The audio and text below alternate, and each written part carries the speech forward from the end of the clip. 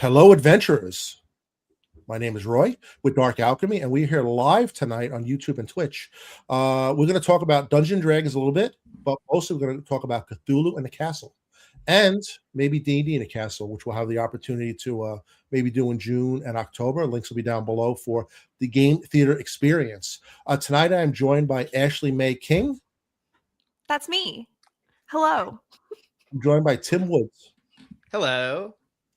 So we both had the opportunity to go to a castle with game theater experiences and run a giant Cthulhu adventure over a weekend. And we said yes to that for some reason. Yeah. Yeah. The reality of that request really settled in, I'd say, a month out from it, when I was like, oh, right, this is a lot to do in a very short amount of time. Once I started reading the adventure, it was like, oh, interesting. Yeah, that is a lot. So I want to get into horror on the Orient Express. That's one we ran.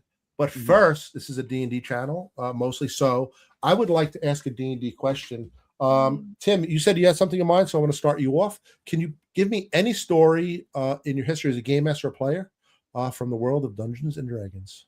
I had a really good thing, a gift, if you will, given to me as a dungeon master, where a group came upon this like big inert giant golem, a golem built by giants. And this is a really powerful weapon of war if they got it up and running. They didn't know that the like key to powering this thing was going to show up in like the next encounter, and they just has to like literally long rest and wait. So they went through all their options and somehow decided, well, obviously there's only one thing we can do here. We have to take the phylactery of the lich we defeated 2 adventures ago, and we need to plunge it into this golem, and we need to let the lich power the golem. And the lich was just like, okay, yeah, thank you. And I, as a dungeon master with tears in my eyes, was just like, guys, that's the nicest gift anyone's given me all year. I am absolutely, they're like, Tim can use this against us later. I'm like, the number of ways I'm going to use it. You have 100%. They do not know that this golem is going to be casting 9th level spells at some point. So that's awesome. Just half the fun of what is going to pop out to surprise them. But that's why sometimes you just make terrible decisions in D&D, because you will then allow me to gift you back a very fun and exciting series of calamities that'll happen as a result. Tim, it's a shared storytelling experience. You're running it, but you don't know what the player is going to do, and you want to share that story too. That's where you get some enjoyment out of the of being a game master, right? Absolutely. It was one of the best things that happened in any of my games all year, and they made it happen. Yeah. All right. Ashley Mae, do you have a story for us in the world of Dungeons and Dragons? I do. I want to lean into some bad decision making, and when a bad roll encourages bad decision making. And I remember there was a time I was playing a sorcerer character on the Swole Initiative Network, and I had lost my magic powers. And so I very reticently picked up a bow and arrow for this big fight that we got into, like as we were traveling in the woods. And it was leading up to all of this like big moment of like, oh, I'm finally going to defend myself. Like I'm finally going to take it up, and I'm going to like really like give it to him. And like, I don't need magic. And I got a natural 1, and it was so fitting for the situation. And the bow just like, the arrow snapped in my hand, and it was beautiful. And that's like one of those moments where there's like all this lead up for it to be like a nat 1, and that being almost better for your character. I love that. I love failing up. I love absolutely it. Yeah, that's so often we let the dice tell a story. So if you roll a 20, it would have been a different story. You roll a 1. I love that. And so a better story. I love that. That's awesome. So we actually, let me see if I could share the screen here for a minute. We did Cthulhu in a Castle. This is I'm sharing the wrong screen here. Let me take that down. Let's see here. So Cthulhu in a Castle, I'll put the banner up first. That's the Game Master Theater. So www.gametheater.com. And Ashley Mae, how were you contacted through the Game Theater to actually run as a keeper of Cthulhu? I reached out to them. I Mhm. told them that they needed me, quite forwardly. So we went to Pennsylvania, where they have a castle and a manor house, and we ran a epic adventure over the course of 3 days, or I guess in this case, Actually, we rolled a one, right? Because our Yep. story changed into 2 days. We had a Mhm. snowstorm, so Friday, Saturday, Sunday was supposed to be running that. It became just Friday, Saturday. So we all had horror on the Orient Express, which should be run. How long do you think that would take to run, Tim, if you were running it for your players? If I was running for my players, this would take 3 years. Like, I'm not joking. 3 years minimum for sure. And that's assuming we meet like semi regularly. That's assuming we meet every other week. Like, yeah. that's yeah. And I Uh, would, but only because I also know I milk things when I have the opportunity, which is sort of what made this weekend a little fun and scary. Yeah. Is I'm much more comfortable spooling out material almost to the point where I shouldn't do it as much. And doing something quick and fast like this is a real challenge as a game master. yeah. Yeah. Ashley May, how long do you think it would take you if you were running for a group? I think so. I just started running a group on Start Playing. We just had our session 0. And I've conservatively estimated with that group that it's going to be about like 30 minimum sessions. And Wow. that's like spread out. And that's still moving at like a fairly decent speed. Are, And that's are you running? without, Are you running horror on Star Play? yeah. Wow, nice, That's nice. awesome. Well, you already I did it figure once, so it it'll should be give me easy. a little bit more experience too, like in the story because there were times that I felt underprepared with like even with all the preparation that I did, and there were times that I felt under prepared for the sections we were in, so I want more practice. And I think it ultimately is a really fun campaign. I really enjoyed running it, and I'm excited to run a longer version of it that doesn't have to be so condensed into Yeah. just like a few days. So that's an excellent point to lead into. We all got together. We spoke behind the scenes about running horror on the Orient Express in 3 days, cut down to 2. So Ashley, I took your original outline. You broke it down into, and I think we all kind of followed the same suit. Yeah. London, Paris, Dreamlands, Lausanne, Milano, and then in book 2, because it is, of course, it wouldn't just be one book, right? It's 2 books, 700 pages about Venice, Trieste, Belgrade, Sofia, and Constantinople. And also important to note, there's an alternative ending. We use the quicker ending. There's actually a return trip. So when we started looking online with these 2 books here, let me take this off and we will show these 2 books. Stop that screen. And when we saw these books here, right, these 2 books, there was nothing online that said, how would you break this into a weekend? Right? Okay. Yeah. So let's talk about, we broke it down, and let's start with Paris. Ashley May, take us away. What did you do? London. What did you do with London? What? I had them all meet for the first time at the lecture, which is kind of the impetus for them all meeting the main NPC protagonist that sets them on the adventure. And I shortened it even further by having that protagonist invite them to tea the next morning and having them show up to his London house already like on fire and like burnt down. And just having Beddoes be there to give the note himself. And that gave me more of a direct line to them getting where I needed them to go, and trusting that because there was a lot of let me stop you right there. I want to just do one thing. For anybody about to play horror, I have to say this. Spoiler alert. Spoiler alert. This is a spoiler alert. I should yeah, do that. Awesome. heavy. This YouTube stream we're going to keep up there.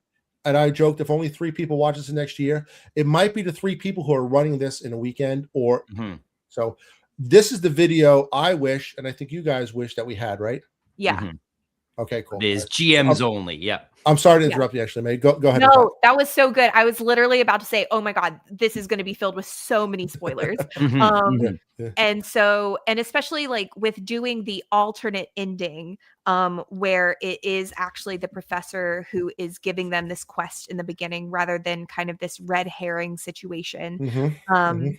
Which I think makes more sense thematically, arguably. Mhm. I like it.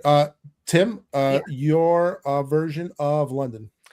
I ran it semi-traditionally, but I had started running London for a friend. So already I knew like, okay, the Challenger lecture is a good starting point, but also reading the text of the Challenger lecture is really rough and really uninteresting. So I got good at summarizing what's going on at the Challenger lecture. I kind of hurry them through meeting each other at this event. I had one player who, pertinent to the whole chaos of the weekend a little bit, was showing up hours later. So she wasn't even there for the Challenger lecture, but got there as they're literally coming into the room to find him all burnt and stuff. I couldn't agree more with Ashley that I think just having Professor Smith be Professor Smith rather than a bait and switch type of thing, which you're already kind of doing with other villains over the course of the campaign, I think that it plays better. It gets to the better ending at the end of the day. And frankly, the big takeaway for me with London was there's not that much happening other than getting the quest. So like there's the finding the skinned body, which I think is the scariest and really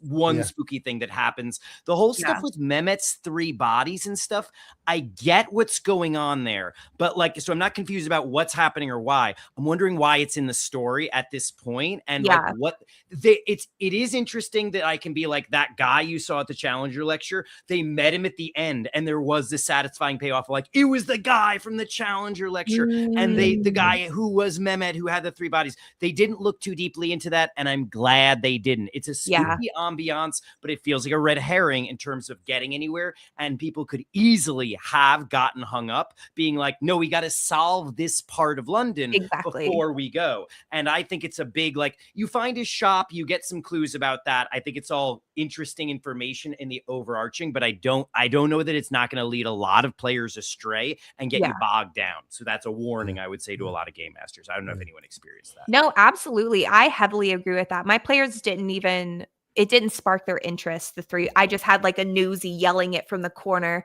to give some ambiance, but it really didn't need anything more than that. And I think you're so right. I think the beginning London chapter is all about creating urgency.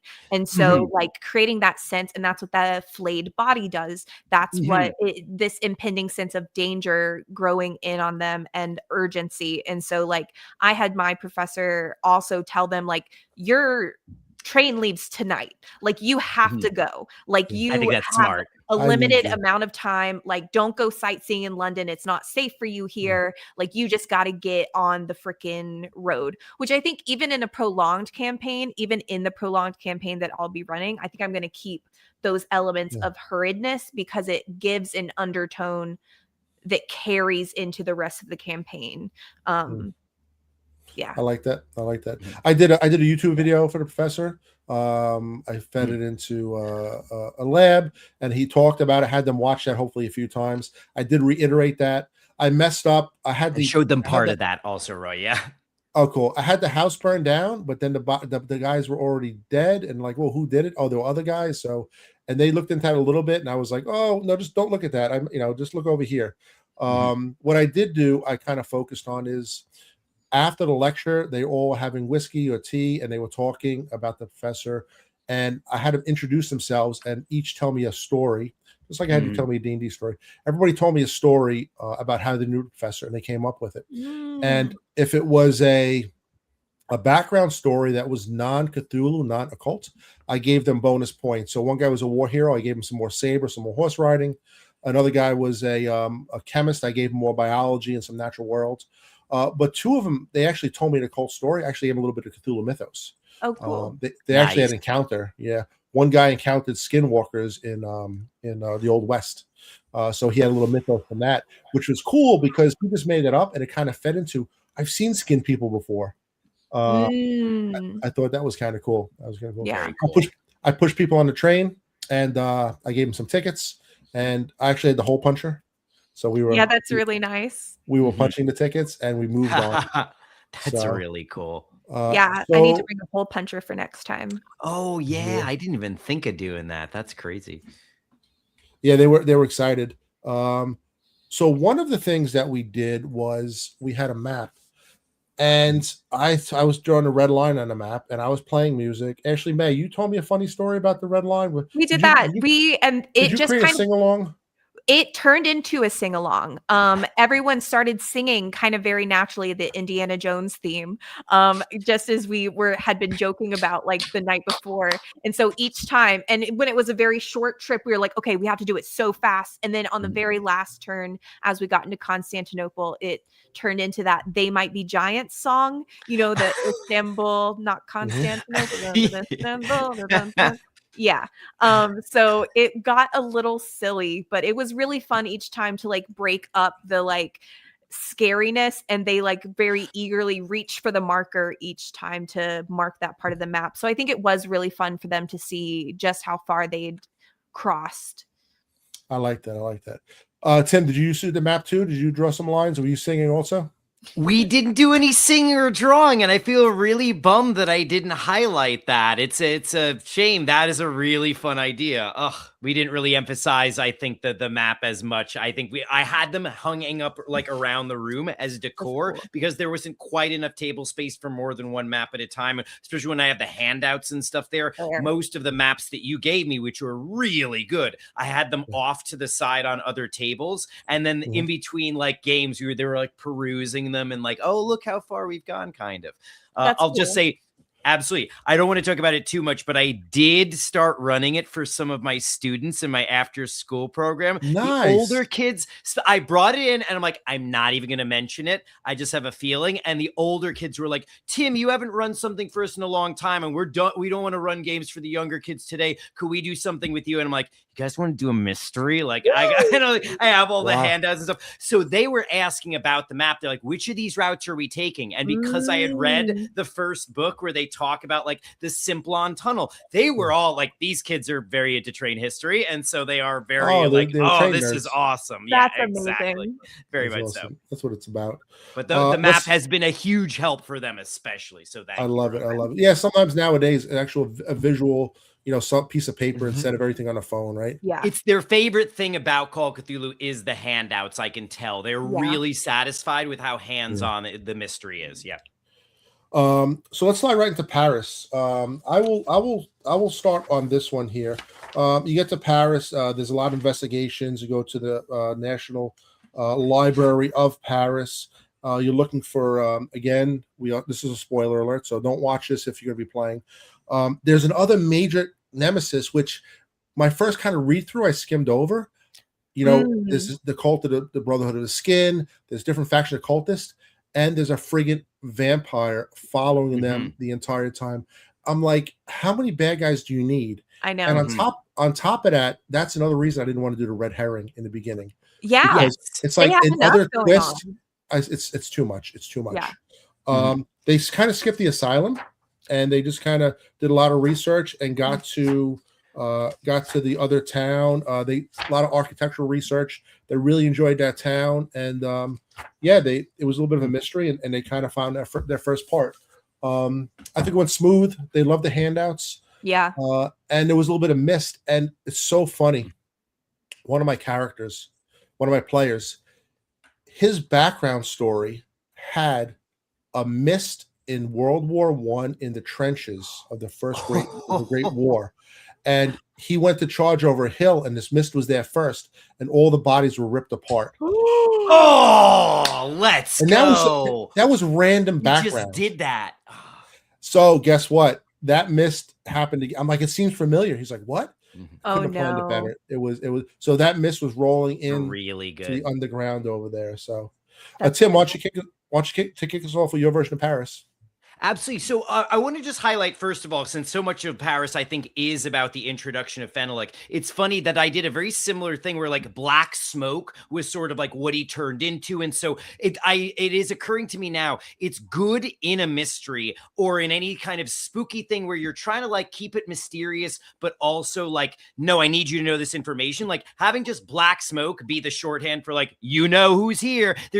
I'm not mentioning black smoke any other time. It's just you're noticing it when Fenelek's nearby, and they're putting two and two together. I was very pleased with. I think a lot of my group were hardcore Cthulhu veterans, so I guess I shouldn't be surprised that they were decoding stuff a lot quicker than I thought.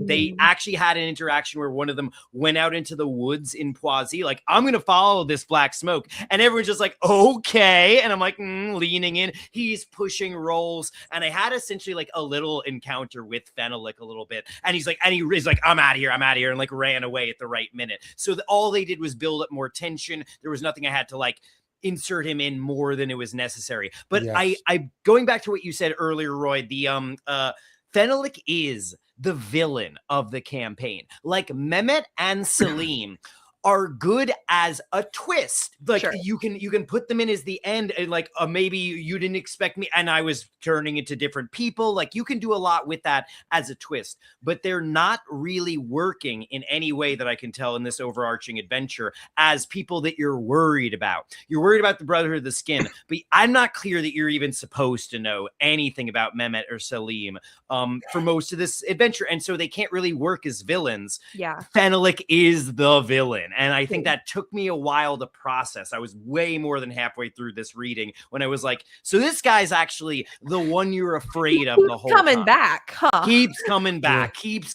and he's following you. And they took guesses at different points as to what the relationship was with Fenelek. And even till the end, they were like, he's a member of the Brotherhood of the Skin. I'm like, you saw in Sophia that he tore a bunch of them up, though. And they're like, right. Okay, so it's more complicated than that. He's related to the simulacrum.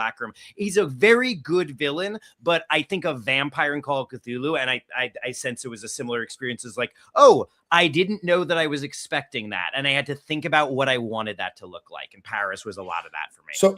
So Tim, would you say horror on the Orient Express is a cosmic horror story, a cultist story, or a vampire story?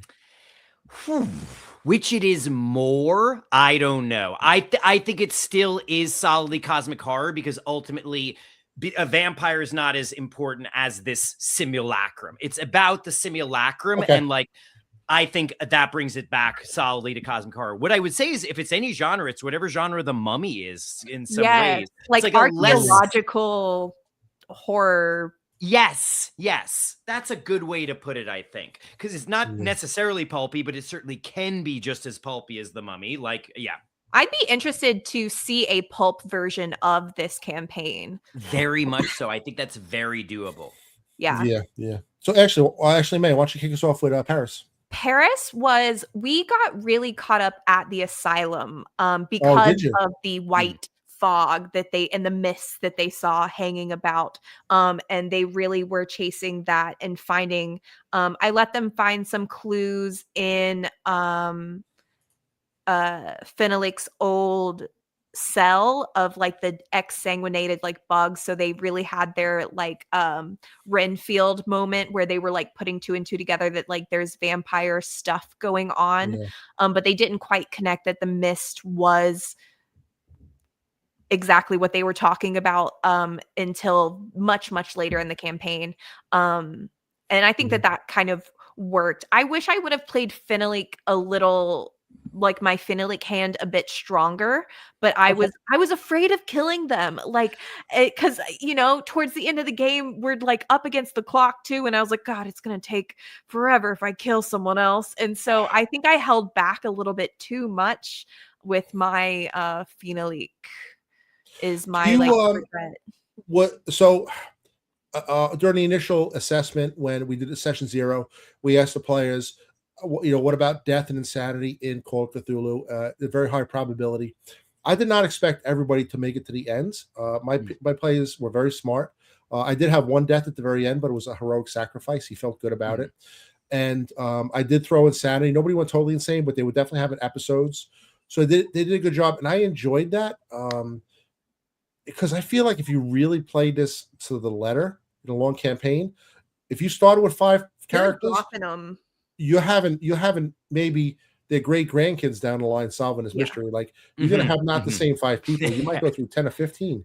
I was pulling punches a lot, like a bunch of the damage rolls, especially what was it in Trieste, like for the howling wind that comes. It's like D100 damage, and I was like, there's not a chance in the world. Like, I can't do this to them. I'll roll a D6. And like, I was nerfing things so much, just like because of the experience and because of the condensed nature of it. I think in the longer version of the campaign, I won't pull those punches quite as much because they won't feel so like constant and repetitive over like a longer amount of time. Yeah. So everybody got through Paris okay. I would also just say that I would definitely agree. Fenalik was something I wish I played up a little bit more. And one thing I was really glad they stumbled into that I think everybody should do is they found, and maybe they actually put this in the adventure and I just forgot it, but they asked like the recording of Fenalik getting interviewed by the doctor. Can we get that recording? And I don't know if they mentioned it in the adventure or not, but I let them find the recording and like figure out how to play it or whatever. I think I had some check and I'm like, yeah, you did it. And then I got to do like Fenalik being like speaking in Latin, and the doctor's like, yes, he's starting to recall past memories. Like, and then you hear this chaos and like he's getting torn apart, and then something breaks through the window. Good. That was one of the coolest scenes in the whole campaign we did, and it was like made Fenalik feel like a villain in a way that I didn't set up organically in any other way. Tim, so I would recommend everybody. I want to make that recording now to give to the players, almost like it was on a wax cylinder on a record, right? Or something exactly. Like that. One of the person just said with complete confidence, like it would be a wax cylinder. It's there, and I'm like, it sure fucking is. Like I don't know. Yeah, I'm yes-anding this very hard, and I had to improv a Fenalik like torture scene, like audio in like the best like crime scene kind of way. It was really good and that like definitely really satisfying. So the players continue on. They're chugging along the Orient Express. I put my players into the Dreamlands, but now the Dreamlands that's in the book is way too long for the weekend. Yeah. There's actually a second train ride where you just, okay, I'm on a train, now I'm on another train, and I'm going to drive through the Dreamlands and see the cats from Mars and all this other stuff. It was too much. But I wanted to have that experience. So I put in there at dinner, and I just kind of said it. They're like, oh, okay, is it that time? I didn't give them a choice. They're at dinner. But they were in a dream. They were in a dream already, just didn't know it. And so that this guy who looks like Odin or some Norse mythology guy, or maybe Santa Claus.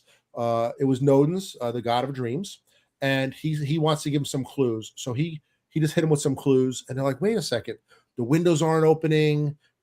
Everything's a little bit weird, and they're scratching at the door.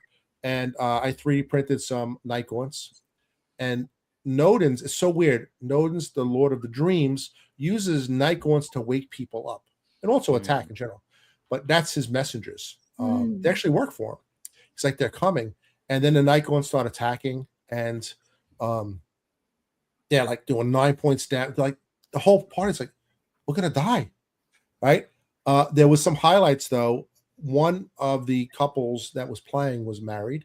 And the wife was the type to sit around and kind of always hear the Cthulhu game in the background and ask questions, and kind of got filled with the storytelling.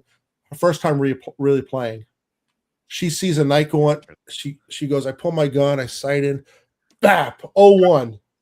Just like first roll, just crit. No way. Like, everybody else is missing, getting stabbed. She's like, bam, bam, bam, just totally assassinating people. Stone cold.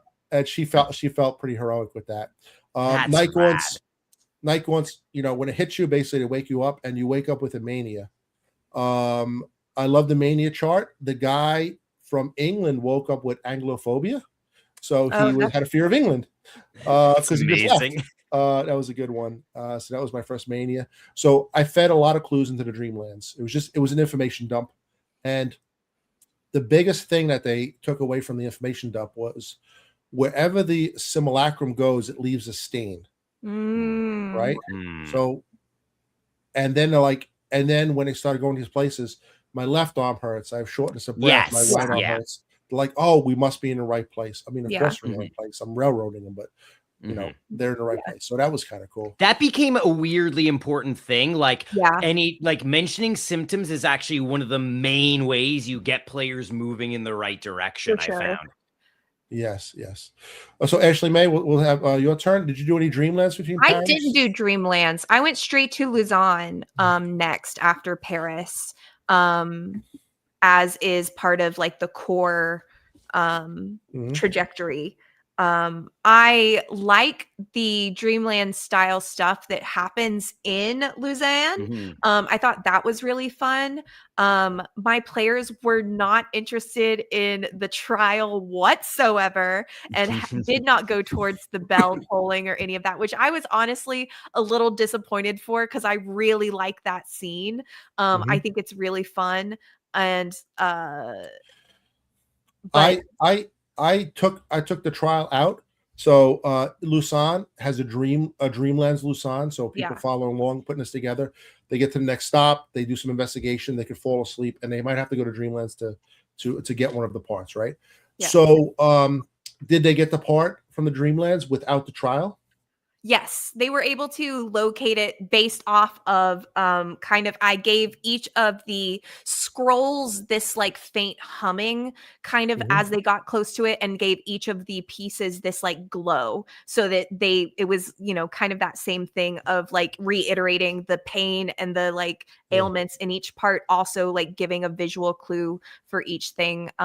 Because mine got really caught up on not finding enough scrolls early on. I think running it again, I would pepper in more scrolls in more places, because I think getting the first one here and not anymore until Constantinople is a little disappointing, and they were very suspicious of their progress being messed up because of that. Let me jump in there with that. I like that idea. I think I'm going to find myself watching this video again just myself. Yeah, and I think it's going to be like notes to kind of make it the next time better. In one of the scenes, I'm not sure if maybe it was Luzon. They went to an antique store. Oh, maybe it was the first one in London. They went somewhere to an antique store, and the one guy rolled really well for searching. He found the scroll, was hidden in the key, was an old shop, almost like the genie in the lamp. So I gave him a magic spell. I gave him Elder Sign, which they used. I would like maybe to see those scrolls pop up and give them some magic along the way.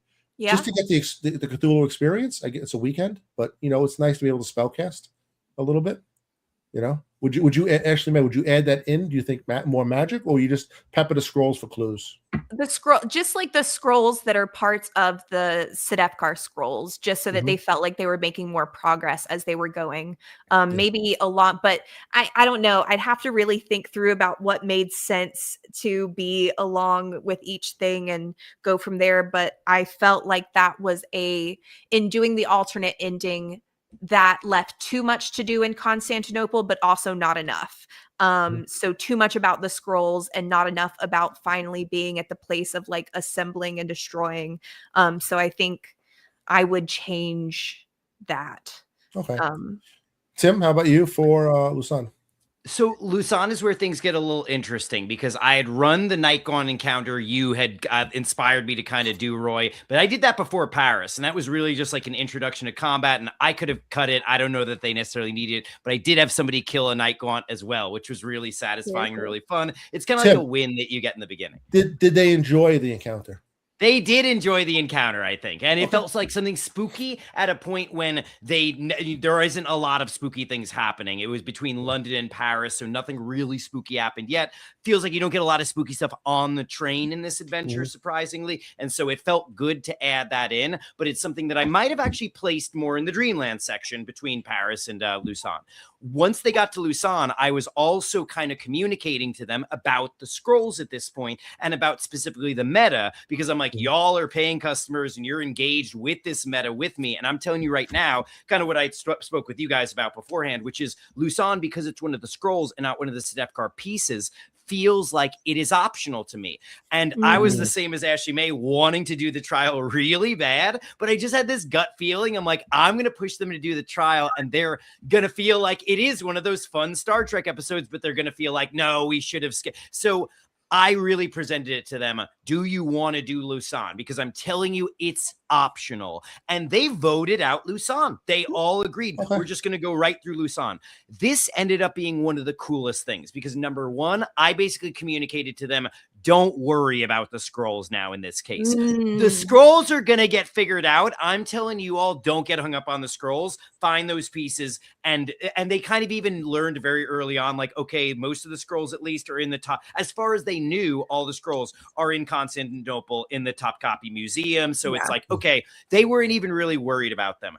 But what I did happen was as they go through Lusan, nothing happens except later on they get a news article that the Wellington brothers have died and someone got on the train with them. Ooh. The Jigsaw Prince was on the train for the rest of the campaign. And I'll just say now it's only between Trieste. It was after Trieste, right before Sofia.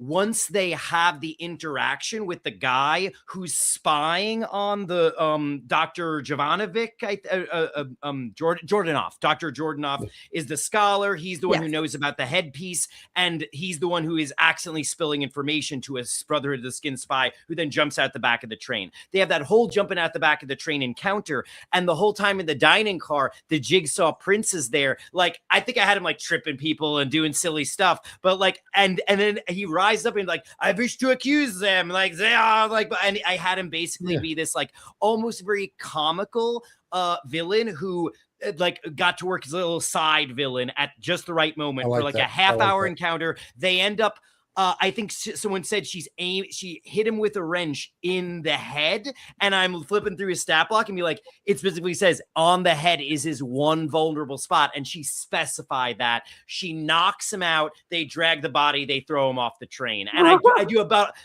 when he had first gotten on the train, like someone sat down with him in the dining car and he sprinkled something in their drink and they caught it. So I got to explain later on, he was he called himself a dream king right before you killed him. Like, he was trying to get you into the dream world because they looted his cabin, got the dream elixir that would take you in the dream world, and so deduced that, and then they got the scroll piece that he had gotten from Lusan at that point. So they still got the scroll piece that way. I debated giving him more that he had collected, but I'm like, no, I'll just leave the rest in Constantinople. But that ended up being my Lusan, and I was very satisfied with how like I got to tell them they adjusted and changed the adventure as written. So that is really satisfying how that like buttoned up.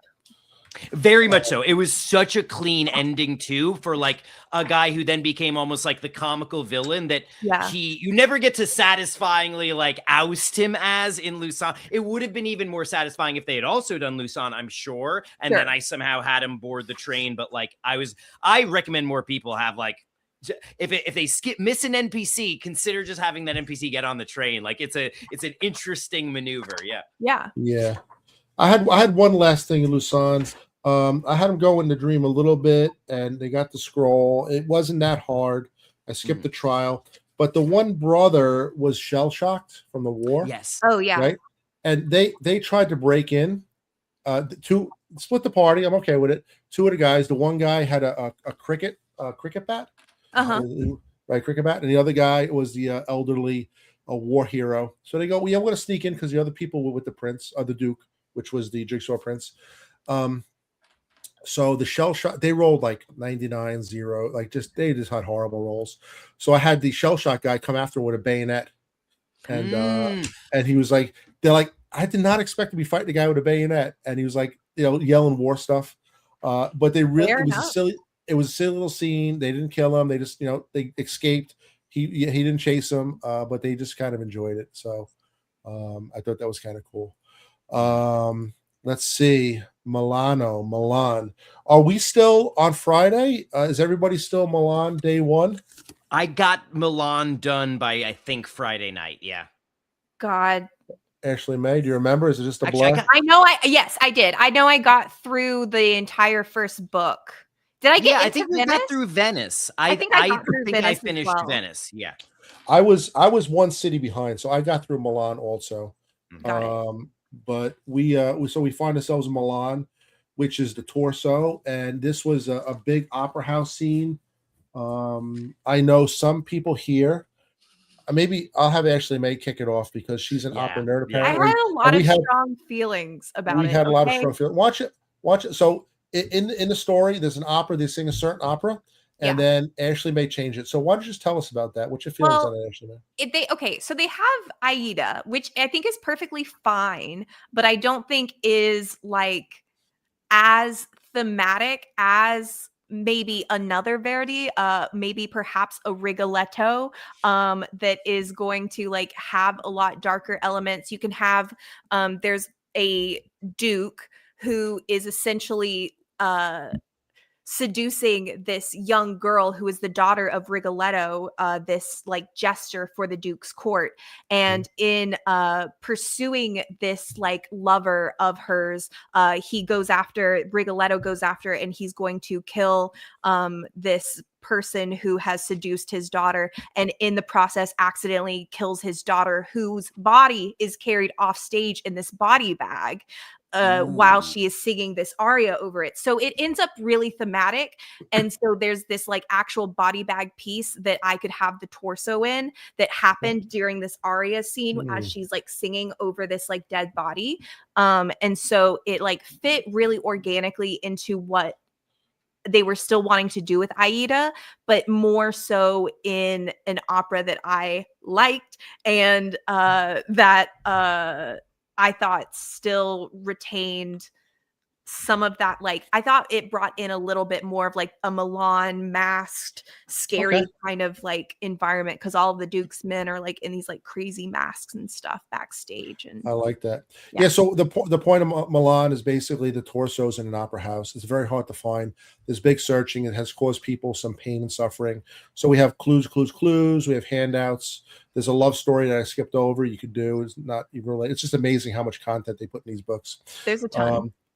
So they had to search the opera house. They got the front row seats, and the torso comes out. For my story, the torso comes out, and I have cultists on both sides, and all hell breaks loose. Somebody yells fire. Somebody actually, starts shooting. The one guy, just the chapter before, he sawed off his shotgun. He was all ready. Now he's like, I wish I didn't saw it off, because there's all innocent people here. Now it's so dangerous. 3,000 people in that opera. So yeah, right. That's what the book says. 3,000. That is a lot of people. And wow, they jumped on stage. It was a big fight. We had people fighting. So two of the characters, the married couple, actually got the torso. And again, the lady, the wife, who was playing a professor, and the husband was a doctor. She had navigate.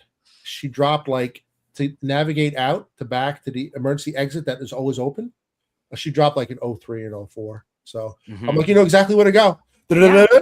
And and then they took off, and they left, and now they're just sitting there for a minute, that having a drink, and they're waiting for everybody else, and everybody else is just slugging it out, getting dragged through this opera. Cultists, the opera singer singing, the guy's getting stabbed. They're trying to save the woman, and I think at this point, one of the players grabs, and the other guy, the other guy grabs and removes a skin from his hand. Ooh. So this is the chapter when skin stuff really starts happening. So that's a good move. Yeah. And he was like, what? Ugh. Oh, like literally. Oh, so that was mine. They enjoyed it. But it was, I was tired by the end of that day to mentally do that, because I think Milan is where I stopped. So, so Ashley May, finish this up. What was your, until we haven't heard your Milan yet, but Ashley May, from Milan, what happened with the actual torso? It was in a bag. How did they get it out of there? Were there cultists? Mine, we kind of went out of order a little bit, where they forced their way into the theater and had so many convincing charm rolls backstage that they were kind of allowed into the props house, where they were working on this piece. And so they go and they kind of like cut through this like fabric exterior to find the torso within this like part. And so they retrieved that early, but they still want to go to the opera that night, because they're so invested in the Katarina mystery. And so that still really worked out because I was still able to have like the dual singing and like the weird kind of moments. And then they got really invested in saving Katarina in that moment. And so my baddies got sent to the police rather than apprehended or shot or, you know, anything like that. Okay. I like it. But I like it. yeah, it worked. So more of a mystery, you know, and more of like an investigation they did. Tim, how did your opera house adventure go?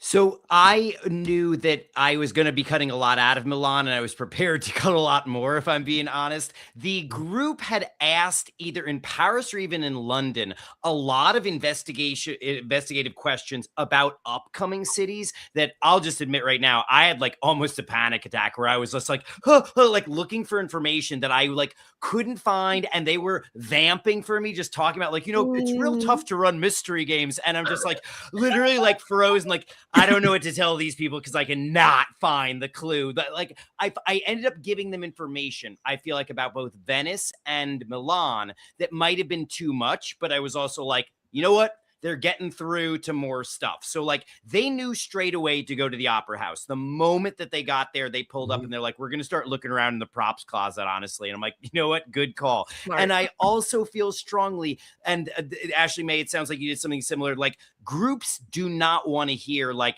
you just can't find it and you're going to have to wait until opening night when things are going to be insanely hectic. I'm like, I just predicted I was not going to be able to convince the group to pace themselves on that. And they just dove in. They were like, we're going to find this torso today. They set up the perfect thing. Like they're already building smoke bombs for their escape. I'm like, they're going to find the torso. And they've gotten extreme success. So I'm like, yeah, you find like the suit of armor, but then you're like, wait a minute. They had already heard from the props closet that it was like, well, there's the one mannequin, and they're like, that's it. So like they're gunning for it. They got it. They were already like being chased by Benito at this point. So they're like running out. So it felt very satisfying. They got the torso out of there. And I'm jealous because they were like, no, we're not sticking around for opening night. We're gone. Like we're on the train. So I got to do, and to be fair, they did engage. I'm forgetting that Milan is the city where there's like the industrialist and they're switching lungs and stuff. Am I wrong about that? That is Milan, right? Correct.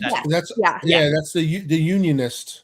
So they did a whole storyline. Yeah. So I did include that, and they got that real quick. They did not spend any time on that. They were just like, interesting. That guy had tuberculosis and he got better, which doesn't happen. Yeah. And then this guy was found suspiciously with like, and so they were already like someone switching lungs and stuff. They got a lot of what was going on in the background. So by the time they escaped with the torso and got on the train, I described how they see this chaos coming from the opera house. And then I got to do a very like around the campfire sort of like, and what they say is that those who are there at the opera heard like, and he was singing with the voice of the opera singer, who, by the way, they never gave a shit about that. They knew it was something important, but they're also like, sorry for her, like best of luck, wish her well. And they put it all together in post-mortem, basically, which I feel like is a really fun thing to do in Call of Cthulhu. And they felt it seemed like they were very satisfied with that, being like, we did this in a very efficient way. So we are getting certain amounts of the story just sort of like transmitted to us this way. But it also feels like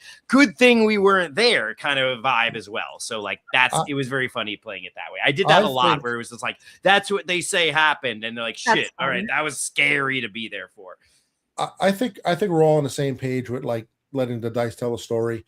Well, initially, my initial search for my crew of the opera house, man, at that point in the night, they couldn't roll below like a 50 or 60. Yeah, it was like, it was just 70s, 80s. Nope, spot hidden. What? Oh, look, there's singers here. You know, they couldn't just figure it out. So I'm okay with the fact they had to go to opening night, but I think that's important as a game master. You know, even though you're on the train, you're not railroading them, right? They were able to figure it out, Tim. So you let them figure it out. You know. Ashley May, you had him, do that early. I think that's awesome. So we are we're closing on the end of this book book one, and there's a lot more information there, right? Let me ask you this: was Rick, Ashley May? Rick was the guy's name, the president of Chaosium. Yeah, Rick. So Rick actually gave us books for all the players of the travel guide which had all the information. It was nice enough to provide books, and the actual simulacrum, which is the card book, which I love. Did your players, guys and girls over there, use the actual travel guide books at all? Oh, they loved them. They were referencing them for Mhm. every city and every like restaurant, every hotel they wanted to go to. We had some running gags because we had several dilettantes in our party. So they were just bankrolling everyone the whole time. And so they got a kick out of choosing the nicest of every option. Nice. But yeah, those physical things were so helpful to have on hand. It was the single best handout by far because Yeah. it was all the stuff that I would not have been able to spend time going over during the game.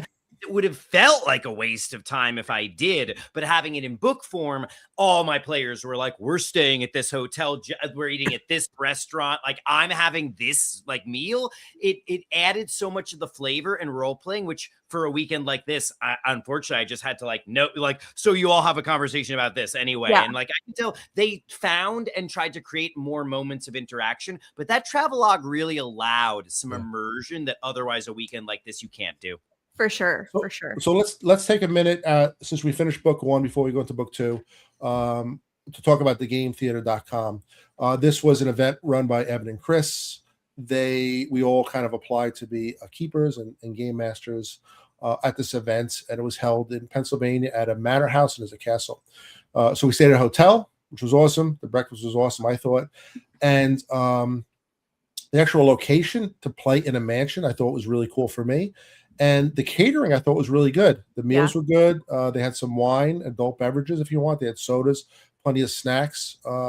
Ashley May, how did you find the location? What do you think about it? We were snacked up. I mean, it was great. The host at the actual people who worked at the facility were all extremely kind, as well as the organizers and everyone involved like at the hotel. Like I don't think I ran into a single snag the whole way except for that ding dang snow that hit, but that ended up not being all that bad because the snow day ended up being a really fun day.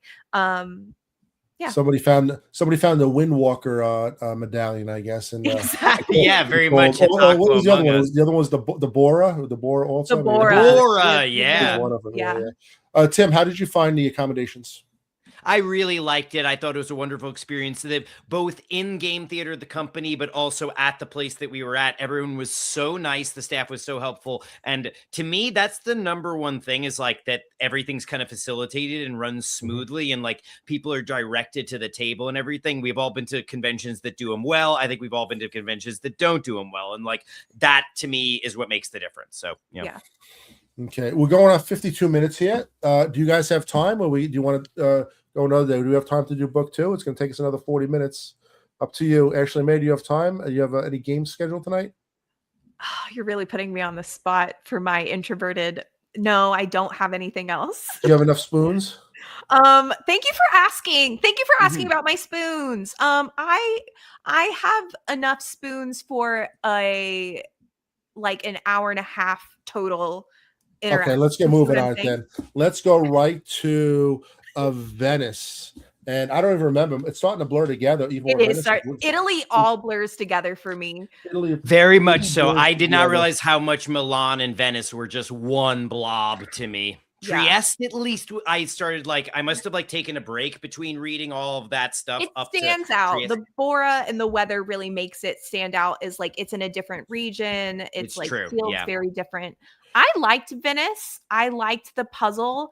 I skipped the love story completely and only focused on the piece and gave them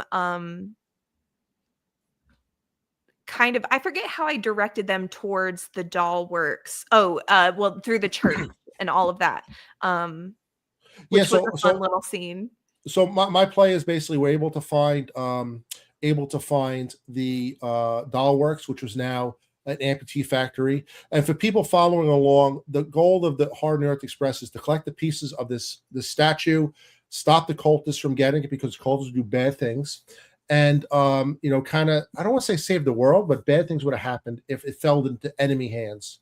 So it's détente. They don't have it. You don't have it. You want to take it away from them. It's a very good and important like framework is like you need to put it together to destroy it, but they need to put it together to use it. And like that really, when I emphasize that enough in the beginning, people really like got how the final encounter can be like, this could go, now that we've accomplished our goal, this is either going to go really well or really badly. It sets high stakes. I like that.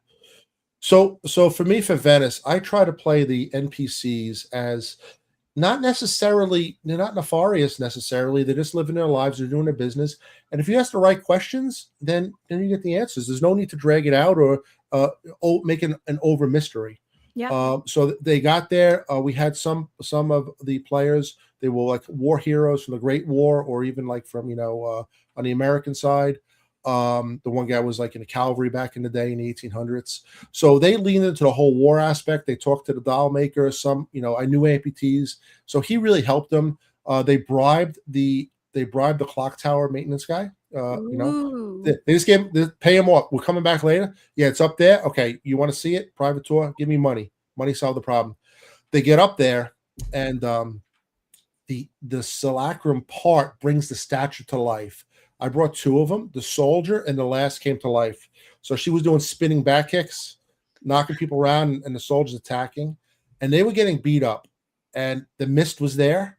So I said, you know what? I want this to be a dramatic moment. The soldier almost like stabbed somebody like really bad. So I had Fenlick appear behind the soldier. He just punches his fist right through the soldier. It explodes into pieces.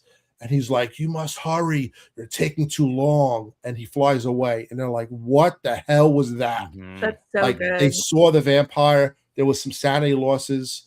They get the piece. And now they're like, this guy's following us. I wanted to show that, yes, this is a vampire story too. And you just saw him, especially since they didn't really discover him at the asylum. That this guy is with them. So, Tim, we'll jump to you. Is this a vampire story yet? It became a vampire story definitely in Venice because he's leaving bodies around everywhere and they were able to put together that was him. So they very much felt his presence in Venice in a way that he really doesn't show up, as far as I can tell, until the end of the clock tower. I definitely think I knew Venice the least. I was doing a lot of like, yeah, and that leads you another step closer to this damn clock tower I got to get you to. Wait, the house, never mind, my bad. His house and the doll factory are a different place. Forget it. You know what? I'm merging things into the same and giving just the clues that are necessary. There was a fun synchronicity while they were talking to the Gramancies right as they were like digging at the same time and like found that they're like, so there were some clues that were like syncing up. But like basically just got them to the clock tower. The clock tower was when things really took off for me. And they got to like squeeze their way past a bunch of them. And that's when I animated all of them. And it felt like a very cinematic moment where like they had to fight their way past whatever. And it was like, you were only like 2 rows in. It could have been even worse than that. And if you had been right by the door, you would have gotten ejected out. I was doing my best to like describe the scene so they knew what the stakes were, where you can get pushed out of the clock tower. And then because they fought their way out right as the doors open, the mannequins all shot out and Fenelick was right there. And I had the thing roll really well to like shoot out. And Fenelick looked really embarrassed because it just like hit him right in the face. Basically, he beefed it. So there was a moment of like comical, not very threatening with Fenelick, but like that was the end of Friday night. And I felt like they were very happy with what felt like a very climactic cinematic ending. Okay. Yeah. Ashley, May? I think we ended with the getting the piece and retrieving that and then everything kind of like animating. And then I just straight up was hitting at them and hoping that they would dodge enough so that we wouldn't have a character death like at the end of the first day. Cause like what a bummer to end on that note. But they did, and they were able to like stop the mechanism. I think with a like someone had operate machinery. And so was That's able good. to kind of like stop her up the works, I believe. And And then I had my little like phenolique is there as the mist moment. But my player, it almost became this like comical thing where each time the mist would show up, they would fail all of their spot hidden rolls to like see any further and kind of like That's so good, actually. And so it kind of works. Mysterious silhouette that we never can quite spot. He's never always a blurry photo. It grew into like this mystery that like grew more and more as it went on. So it kind of like worked very appropriately, but like I still didn't have it's not a vampire story yet in my world. It still didn't really touch one until Sophia. Okay. So that finished up. So you guys were already to Venice. That was my day 2. I started Venice. In day 2, and then we went on to Trieste, which was a cold wind blows. That talks about the Bora, right? And we have the right leg there. And I'm just refreshing my own memory. Again, we use those blue books a lot with the arrivals. Oh, I feel like, this is the Winkleman, right? Yeah. And he was already dead when he got there, right? Yeah, that's sort of, I got to play that in a very cute way to do the encounter where they ask at the hotel and they're like, where's Winkleman live? And they're like, oh, he's at the garden. And I've like you can roll a psychology check, like, why is he being playful about that? And they were already like, he's dead, isn't he? I'm like, and so they were leaning into this like classic mystery trope of like, ask for this guy. Oh, he's dead. Dead end, I guess, unless we can solve the mystery. Yeah. So Tim, start us off then with Trieste then. How'd they find Winkleman and how'd they get to the caves? They did a really good job. I wasn't willing to cut any of Trieste because I thought Trieste is really good. I think it might be my favorite chapter because you get a lot of good mystery and there's a lot of opportunity for, if they get hung up, just the ghost points them in the right direction. So they did like start looking around for Winkleman stuff, went through the museum and everything, started putting the mystery together with the various clues. They did the seance, which I was really excited about. So they got Marco Polo and then made the check and were like, well, Marco Polo is associated with Venice, but like there's Marco Polo Street, and so they got to Marco Polo Street on their own. They saw the guest pointing there, the ghost pointing there, and like got into this place, and then went down to the basement, found the medallion. I don't know if they always understood the whole interaction of like what the medallion was and where it was getting delivered, but they managed to figure out that it was pointing them in the direction of the caves in a way that felt like it was them doing it, which that was the part that really impressed me, that I didn't have to handhold them more, because I don't think that it's necessarily clear like what is going on behind the scenes of like the exchange of like, how did the Loigors get the leg or something like that.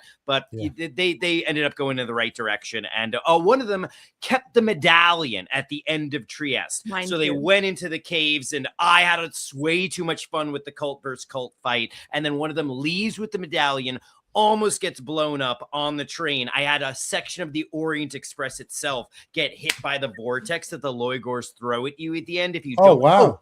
She didn't keep it intentionally though. She failed our first. We started getting our first temporary insanity in Trieste. And that's when she just like saw all the cultists fighting each other. She panicked because she tried to like operate the machinery, failed. And like, I had her like see some shit. And like, as she pushed the roll, she failed some sanity check, ran. And she's like, I have the medallion.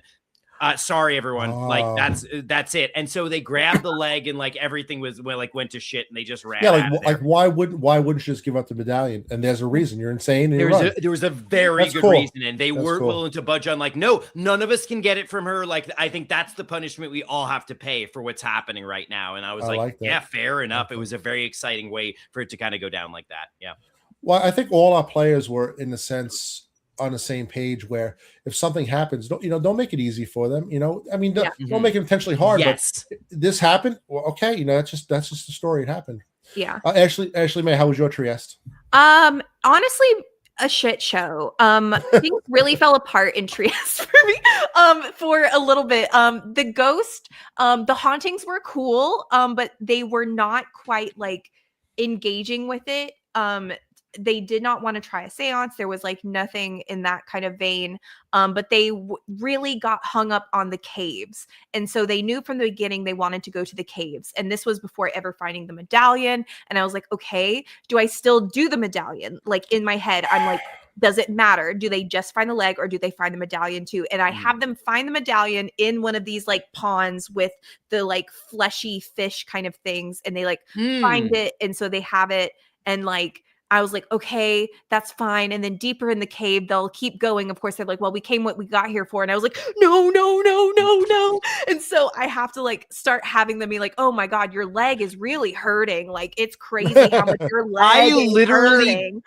I literally did there's a really ancient cave over there. Like, it was the most like, there's no good reason for you to pay attention. Please, but, like, I'm telling you, go there. Go that way. Yeah. Yeah. Weird noise. Yeah. So I had to really pull that for them to be like, you know what, maybe we should explore a little bit more. And so I had them find it, and I had cultists kind of like chase them out, but it wasn't the big interchange of goods and things because it got so convoluted and like a little messy. And so it like my Trieste honestly fell apart. There are so many moving pieces in Trieste though, and like even though the ghost can point them along in the right direction for a lot of it, there was no way that I think we were going to get the Green Man and all of that kind of like out of it.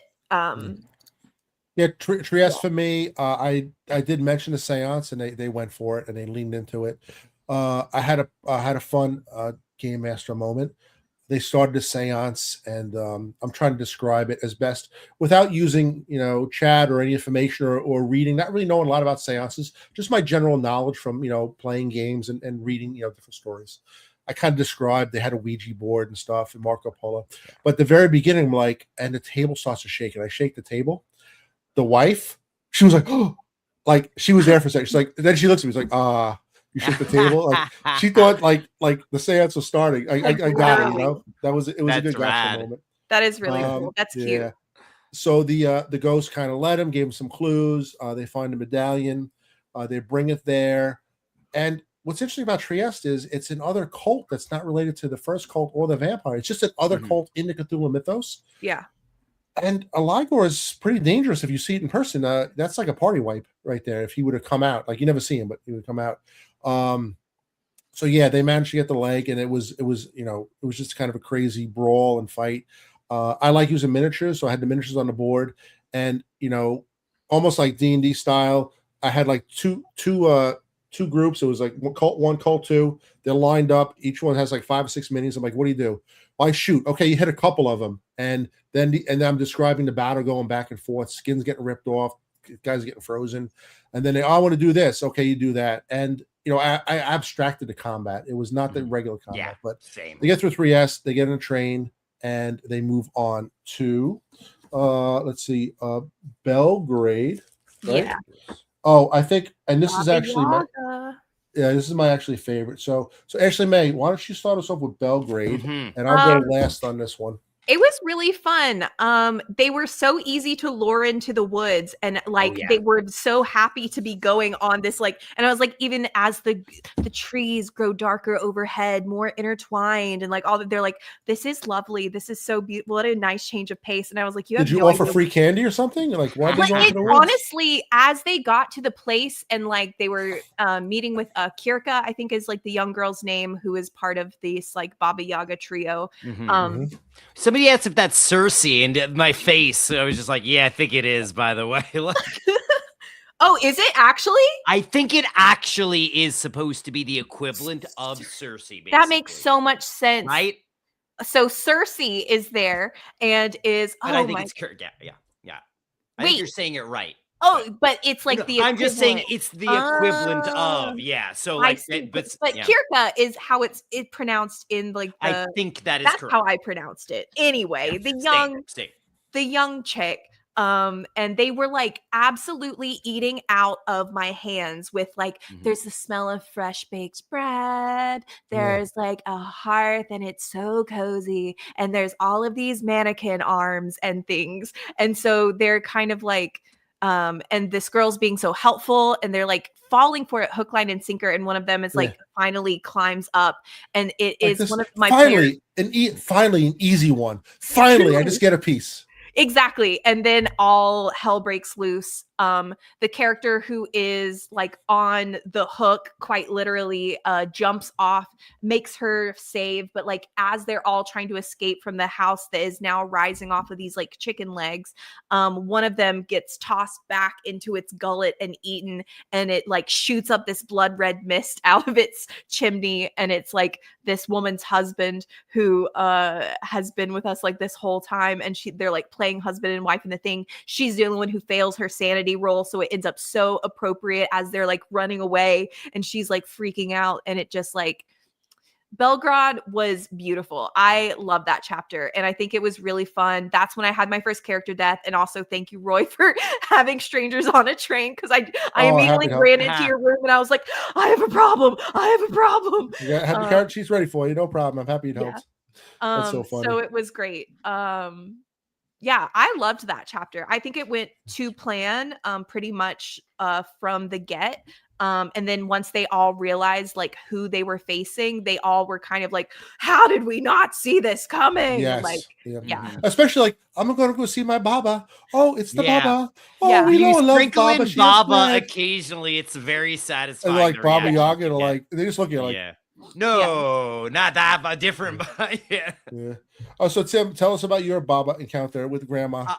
Actually, I was really happy because Belgrade was really good, but also like didn't take too long. They very quickly get through the investigation portion in the city itself. They did use the boy, Pete, I think it's Peter or something like that, is the translator boy who will come with you. So they bring him along. They're like, he's coming to the village with us, right? I'm like, he doesn't want to. Make a persuasion check. So he's coming with them the whole journey, including they persuade him to come to Baba Yaga's house.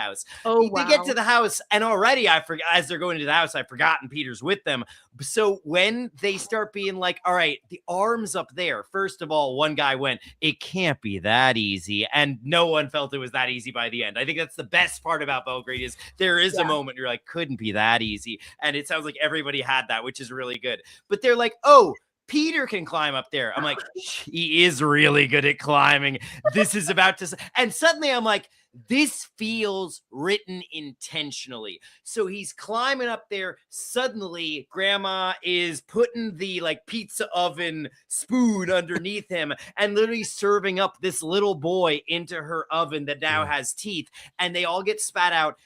Almost everyone in the group. One guy was knocked out, and we figured out, like we checked all the combat rules, and we're like, so you're alive, but you are unconscious and you're dying right now. And he was I was like, I'm so sorry. So like, you're the one who really got the consequences here. Everybody else gets spit out, looks back, sees the avatar of Shub-Niggurath, and is just like failing sanity checks one after another. I rolled on the D20 that you get for failing the sanity check against seeing that thing.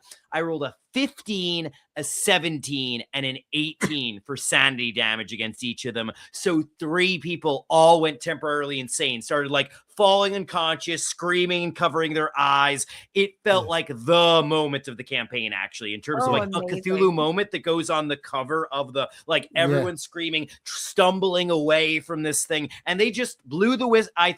They blew the whistle to get spit out by the thing. That was it. They blew the whistle while they were in the house, got spit out, and then like were flailing around and managed to make a run for it while the thing was still stunned. And the one spell they had gotten in London when they looked around for some Cthulhu text, and I was like, I kind of did a similar thing, like how you gave them Elder Sign. I was like, you guys got a random spell. Let's roll to see what you got. They got Green Decay or Green Death or something like that. And it turned someone to mold, basically. One of the guys cast it on Baba Yaga and turned her into mold, and like, and she was like trying to like, Saoirse, and they were like, Saoirse, don't do it. And then Saoirse and Peter ran away into the woods because Peter had been trying to impress Saoirse the whole, Kirka the whole time. And so that was very satisfying. They stumble out, they get to the train with the arm and just like take off. And I had like, I don't think I told them Baba Yaga would have been chasing after them, but I'm like, you guys did it. You did what you needed to do. I like that. I very similar. They went through the town. It was good. I described the town. I want to feel like Peter came with them, and this is like the 3rd or 4th interpreter helper that came with them, and also the 3rd or 4th one that was killed. They've been losing people like all along the way. Oh, it was like Yeah, this guy got bit in half by the stove. So they go into the hut. I had the warlock terrain set up. So my buddy Dave, DM Evanson, he set up the warlock house for it. I'd kind of describe it to him. I had the miniatures out. And by this time, one of my characters was a pyromaniac.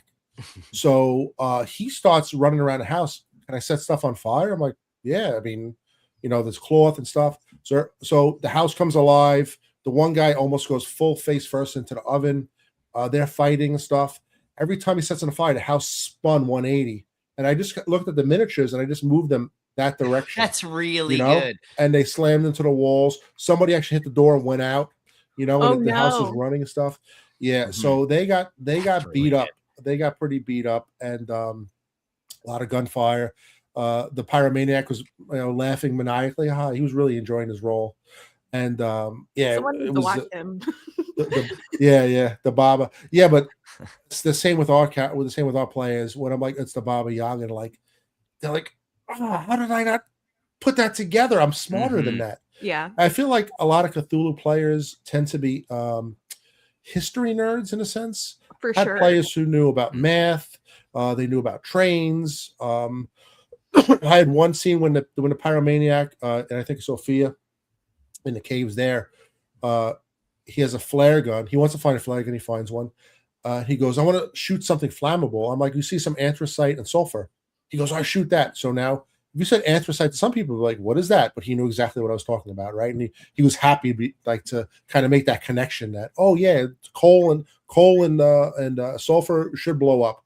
Would they in real life? I don't know. I took some liberties there, but he was very excited to blow stuff up. That's awesome.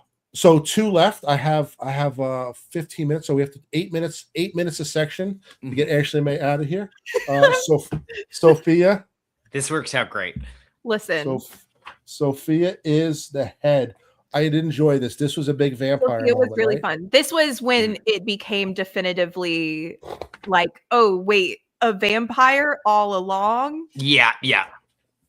Yep. So Ashley May, why don't you kick us off with this one? Oh, we're heading back into some caves. I thought that the shootout at the school was a fun moment. I got rid of the freaking Gatling gun that was on the back of the truck because I was like, they're not surviving. Never came up. Yeah. No. I got rid of that and just had like a general few people like in the parking lot for them to see the what is the guy? What is his? I forget what he goes by, but the guy there who's like investigating into these butchers, the captain or something. Yeah. And he actually asked for help. He's like, "Oh, do you want to help me and stuff?" Yes. Like that. And so my players teamed up with him and his folks and ended up going Major Christinova. Yeah. Yeah, Major. Thank you, Tim. Thank you. And going into the caves, the moment where they like see all the dead bodies and everything, they're like affected by that. But what really got them was like they go in, they like find the special little cranny where the head is stuffed like under some garlic. They grab that, and when they turn around and realize that only half the bodies are still there, that was a good chills moment for everybody, I think. And I had all the proto vampires kind of like crawling on the walls and stuff towards them, and that was a fun fight. Yeah, Sophia, I thought was fun and pretty straightforward. Everybody survived the fight in the caves on that one with the proto vampires. Yeah, because it's funny. You had the Gatling gun, and then the proto vampires. It's 4. This is 1d6 plus 1 per investigator, something like that. So 5 investigators. So 5 to 11 baby vampires. I'm like, dude, really? Like, come on. A lot. Like, Tim, how did you find Sophia? I'll say that like in a whole campaign where I don't think there's a whole lot of like battles that I would run as battles. Like I'd say a solid half of the battles I would almost run as like set piece encounters kind of. I really saw the guy in the school with the shotgun and the guy with the grenade, and the way they described the strategy there, I'm like, you guys got to slug it out against these two. This Yeah. is, and like, there's obviously a MacGuffin going out the door that you don't even know is just like a human head and not what you're looking for. So all the urgency in the world to be going after this. So I really played out like we're doing combat properly because we're not getting to do that much in this campaign. They were fighting the secretary like ran up with a machete because she had one, of course, to the guy with the shotgun, and they were struggling back and forth. And then the U.S. agent had to make a decision. Does he shoot the guy getting away with the head, or does he shoot the one with the shotgun who's fighting with the secretary? He chooses to go for the head. It's like the girl or the world kind of situation. So he shoots, misses anyway, doesn't even know that what's getting away is just like not even the MacGuffin anyway. Then the guy with the shotgun goes next, and he's like, oh, I didn't realize he was going next.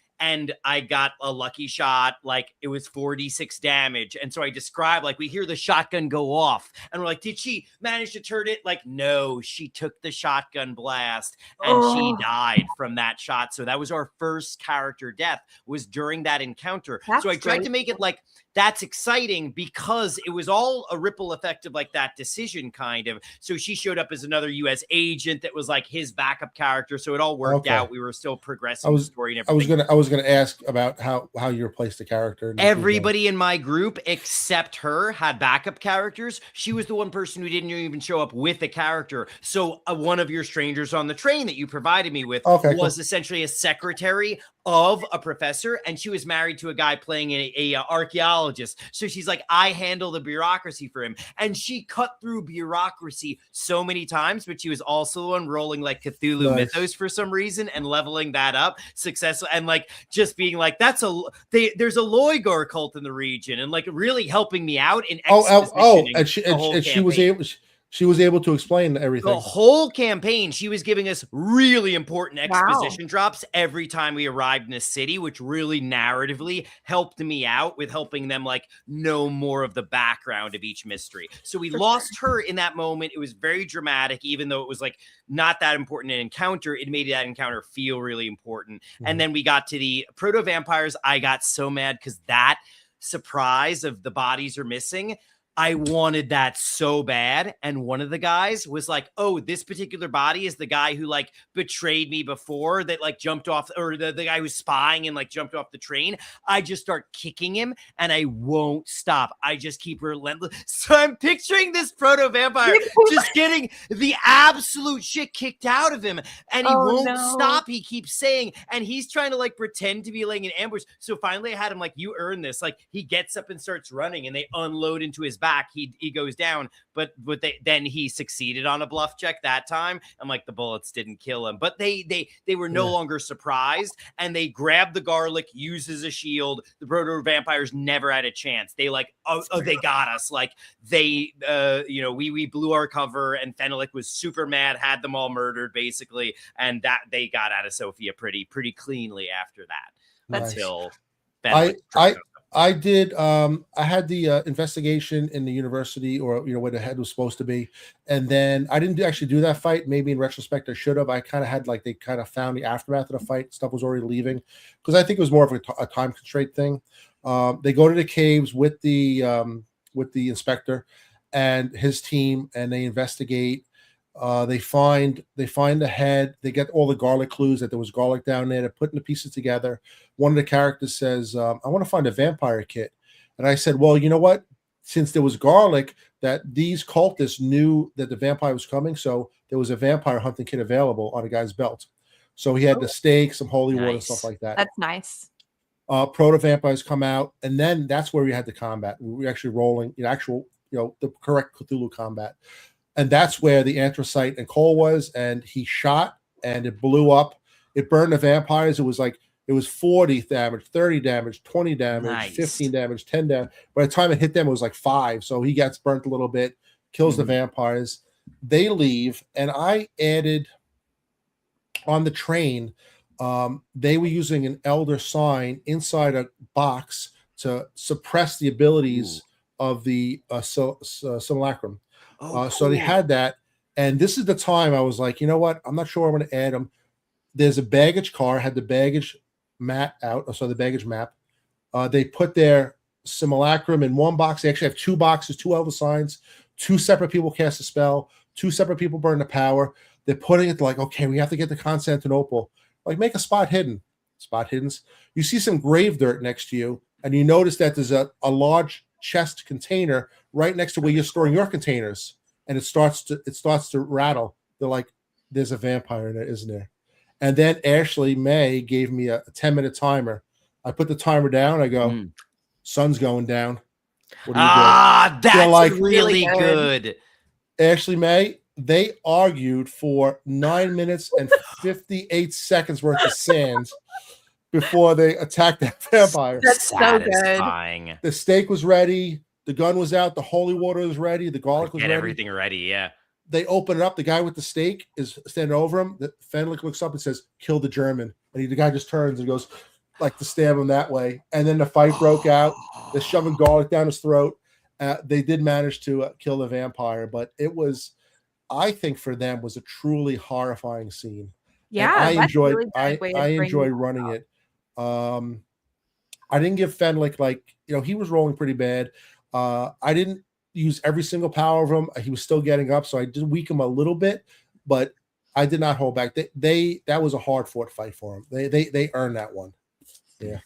I wish I would have made my Fenwick fight a lot harder at that point, but I was kind of like going a little soft because I was like, we are so close to the end. We are so close. The end is in Everybody's sight. dead. Oh, sorry. Yeah. Right? You kill them all.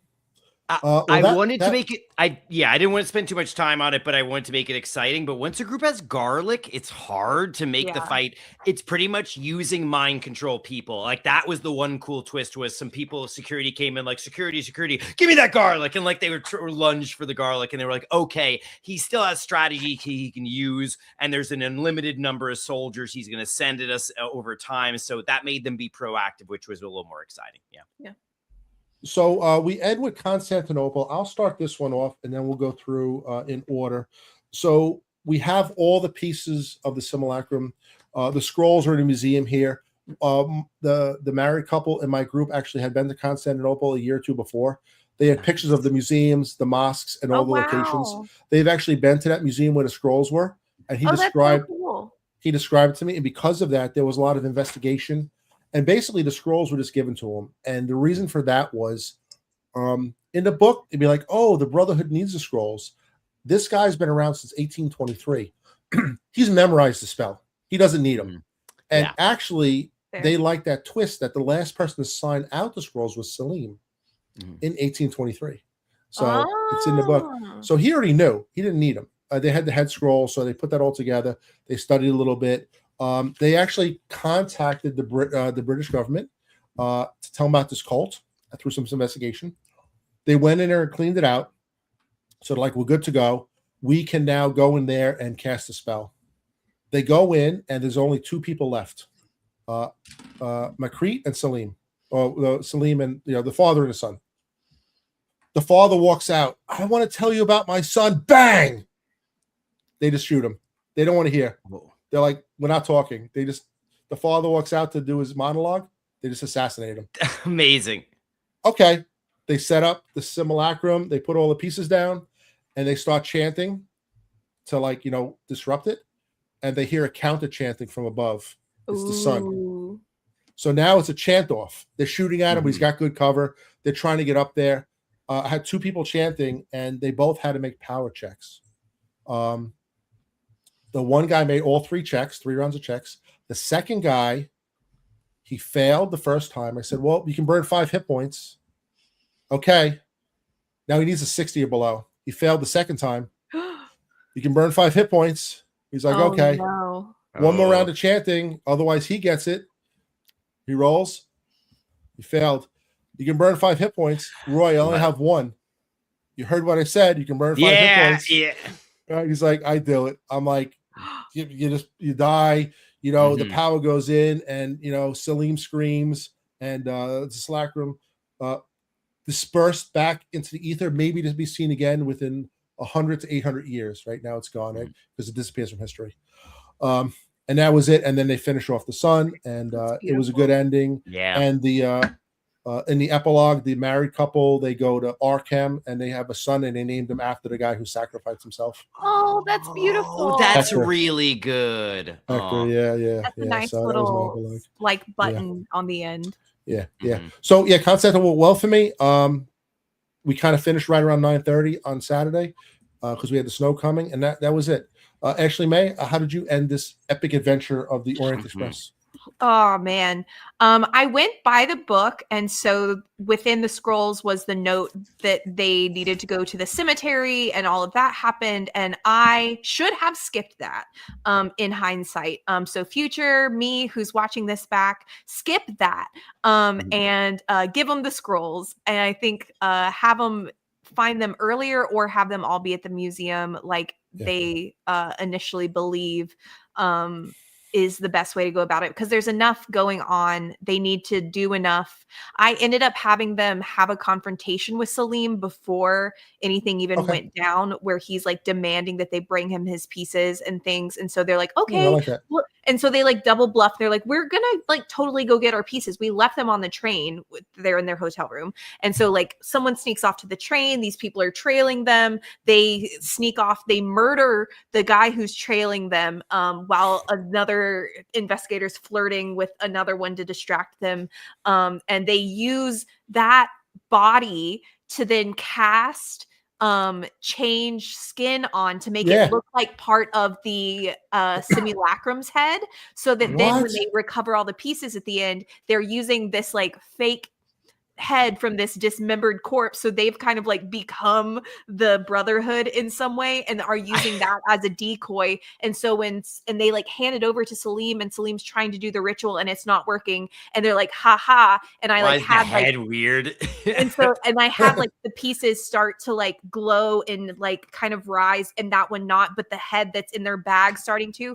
And I said like, oh, when it's activated is when it's the most like vulnerable. That's the only time it can be shattered. And so they like take it and they just like smash it on the ground, and the whole thing bursts and like emits this like green like like shockwave that like goes out, and it was like it was a cool moment.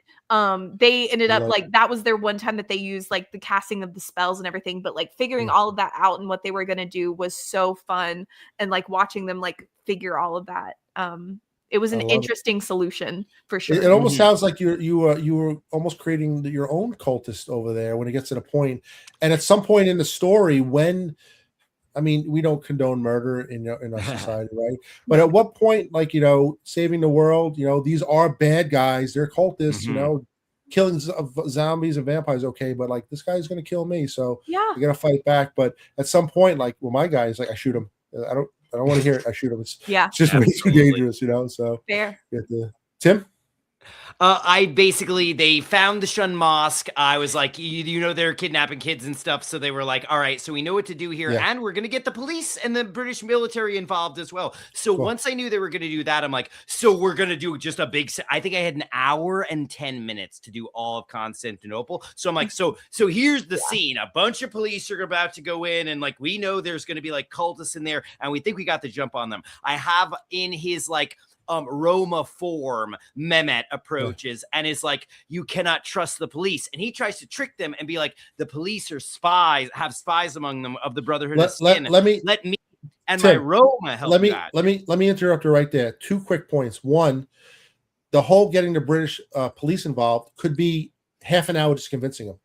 Like, you have to decide to cut that. And then, but I'm saying what you just did there, you almost threw yourself a curveball. You might have just said, oh, don't trust them, and all of a sudden now it's 11 o'clock because you're like, they weren't trusting him. Why would you say that? Absolutely. I mean, I was very happy that they were going to bring the police in, and basically, I was Mehmet was so the Roma guy who is actually Mehmet is approaching them, telling them not to trust the police. They're making insight checks. They're succeeding, and they are like, we don't trust this guy at all. I'm like, correct, and they basically catch him. I think they like shot him or something and like revealed his true face was Mehmet. So I got to put the kibosh on that whole situation. Basically. Oh, good. I was scared all I there for a wanted second. to accomplish there was with him showing yeah. up. But you're right. I almost led myself on like a It's like hour that bicycle detour. You're like, Basically, I hadn't actually thought of it that way. You're absolutely right. I could have really upset the wagon. Like they were going in the right direction, everything. And I was basically like, I want to get Mehmet out of I want this to be tied up. They figure out, oh, he was the guy from the Challenger lecture. They get his head, and the first thing they do is toss it into the shunned mosque, which I ruled then has the cult who thought they were going to be I was like, now you know, the cult sent Mehmet here to like trick you, and so they don't know that you're on your they think that you're getting lured into a trap. They don't know that you know it's a trap now, and we're gonna bust right in, guns blazing, on the cultists who are waiting with their own guns. So there's a big police are fighting cultists. What do you do in the meanwhile? Because they threw Mehmet's head in, Salim steps forward and is like, my son. They're like, that's our guy. They shoot him and pick up Salim.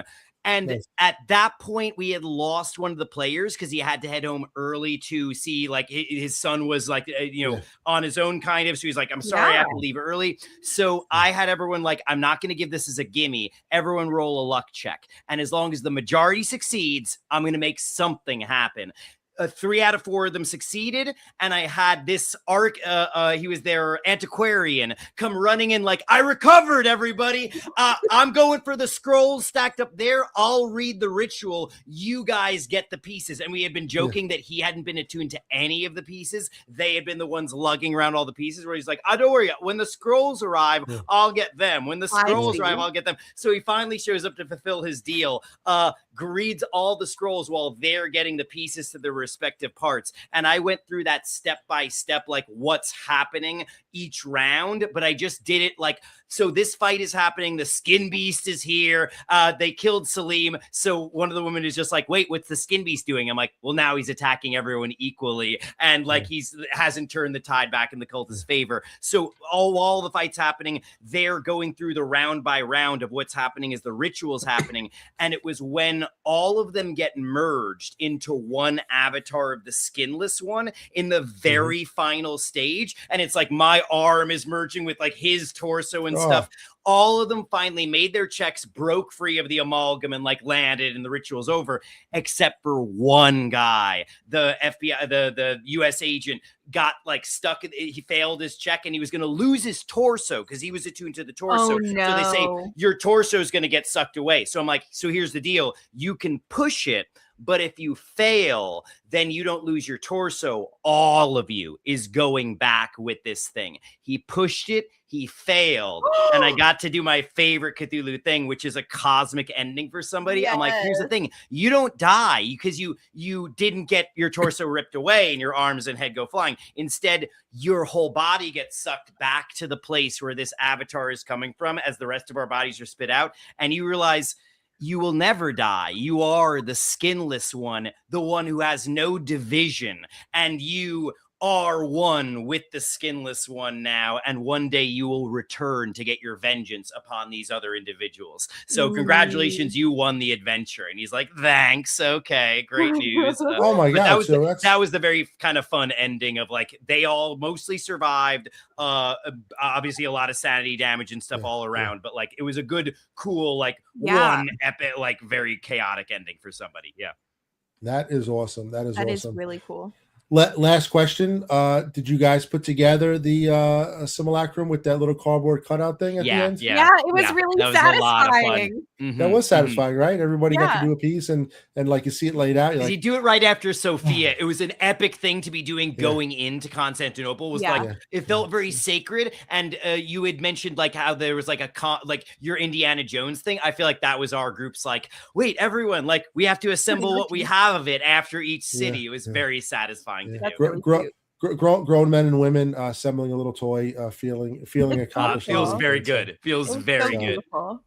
Well, I hope that somebody somewhere in this cosmic universe who decides to challenge themselves and maybe do these books in a weekend will use this little video that we made tonight, and it will help them run the adventure. Yeah. If they're doing the whole thing for their group, they're going to do all the adventures. Maybe they'll look at this video and say, "Oh, these are the highlights," and they'll have some ideas to know that maybe the vampire is the major villain, or maybe I want to do more cult or stuff like that. I think I want to run the Teutonic Knight one from 1202 as a one shot at some point. There was some other little one shots in it that were pretty good. Yeah. Ashley May, I want to put your links down below eventually, but where can we find you? What are you doing? What are you up to? You can find me across all socials at Ashley May King, also at ashleymayking.com if you have any inquiries or you want to check out my blog. We'll put that in the description down below. And Yeah, you're doing Star Play? Yes, if you want to sign up for my games, you can also access that through my website through Play to sign up for. I have a few adventures coming up, a few one shots, and another horror on the Orient Express, which is going to start on Sundays. So if you are interested in playing, maybe after all of these spoilers, maybe I'll secretly contact my friend Tim Wood and see if he wants to sign up for an adventure. I was literally just pulling up Start Playing Games. I was like, this is kind of right. cool. Tim, you let me know. Maybe we won't do Orient Express. Maybe we'll sneak into one of Ashley May's other games. I would feel bad knowing the whole adventure. No, we couldn't do that. You couldn't do that. Tim, are you anywhere important? You doing a Star Play too and stuff? Yeah, you can find my stuff on timmwith2mswoods.com. That's the best way to get in touch with me if you want to do a game. Obviously, anyone who's interested in doing Call of Cthulhu, I couldn't be happier to do a game possibly. And I will hopefully have an episode of the sports podcast, Pardon My Take, coming out this weekend. So they usually come out right after the Super Bowl. So fingers crossed, we're going to have an episode coming out soon. I'll put all those links down below. I appreciate it. Find Ashley May King, Tim Woods. Well, thank you for spending some time with me tonight. Yeah, I know we went a little bit long. I knew it was going to be a little bit long because the adventure's long, right? It's a lot to cover. It's so much to cover. There's a lot to cover, and I hope to see you both maybe in a castle someday soon. Yeah, or the convention near you. Absolutely. Awesome. I think it's going to happen again. All right, guys. Thanks a lot. We'll stay in touch. Talk to you later. Very cool. Absolutely.